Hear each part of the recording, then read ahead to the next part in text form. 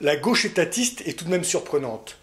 Tous les mois, elle a des nouvelles idées pour taxer, pour réglementer, pour contrôler, pour surveiller, pour punir la société.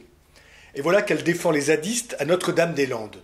Voilà que la gauche étatiste soutient précisément ceux qui refusent radicalement d'obéir à ses lois, à ses impôts, à ses taxes. Et c'est une forme de schizophrénie. On a une gauche étatiste qui, le jour, passe son temps à vouloir contrôler la société, y compris sur des sujets, la culture, les mœurs, bien entendu l'économie, les syndicats, la presse. Il n'y a aucun domaine qui n'échappe au contrôle de la gauche étatiste dans son assemblée parisienne. Et la nuit, cette même gauche étatiste va donc soutenir une enclave qui refuse absolument d'obéir aux lois venues du haut, aux lois venues de Paris, et justement de cette gauche étatiste. Et c'est assez paradoxal que la gauche étatiste soutienne ce projet Alter, parce que finalement c'est dans une société libérale que les Alters ont une chance de tenter leur projet. Dans une société libérale, très libérale, ils pourraient s'associer, acheter des terres ensemble, commencer à les cultiver, tenter de vivre en communauté selon leurs désirs et selon leurs souhaits, sur le mode kolkhoz ou kibbutz. Ils pourraient tenter cette expérience. Mais cette expérience dans une société libérale.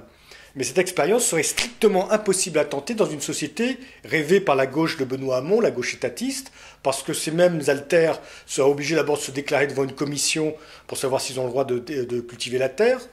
La commission refuserait sans doute, ils n'ont pas les diplômes. Ensuite, si par un heureux hasard, ils avaient tout de même le droit de cultiver la terre, ils seraient sans doute obligés de respecter le droit du travail, de payer des taxes, de payer des charges, de respecter toutes les normes qui touchent à l'agriculture, puis toutes les normes d'urbanisme. Un projet alter n'aurait aucune chance de survivre dans la société rêvée par la gauche étatiste. Et c'est l'une des forces justement de la société libérale, c'est de permettre à chacun de tenter des expériences sans demander l'autorisation de technocrates ou de la classe politique ou du reste de la société d'ailleurs. La société libérale permet à des individus ou à des groupes d'individus qui s'associent de tenter des expériences sans avoir l'approbation générale.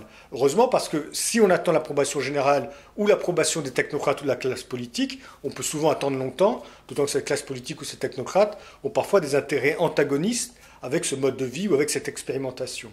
Dans une société libérale, le moteur du progrès d'une société libérale, c'est justement que chacun puisse tenter une expérience, parfois en échouant, souvent en échouant. On n'est peut-être pas convaincu des solutions des alters pour faire pousser des radis. Peut-être qu'après tout, l'engrais chimique n'est pas si mal. Peut-être que la vie en communauté n'est pas forcément la vie que chacun souhaite.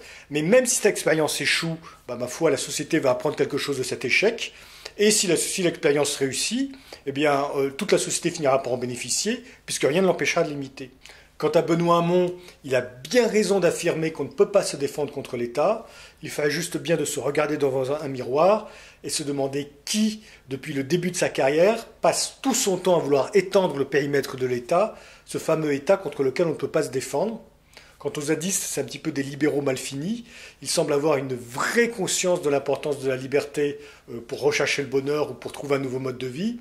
Manifestement, cette liberté, c'est seulement la leur. Ils ne respectent pas la liberté et la propriété des autres. C'est un petit peu leur côté mal fini.